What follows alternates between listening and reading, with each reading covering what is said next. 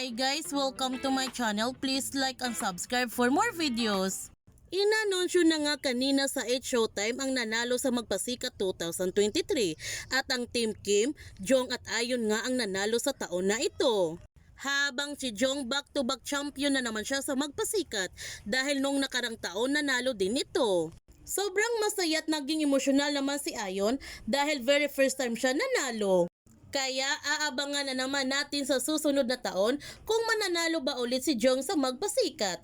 Kung bago ka pa channel ko, don't forget to like, subscribe, and click notification bell para palagi kang updated sa mga videos upload ko. Thank you for watching and God bless to everyone!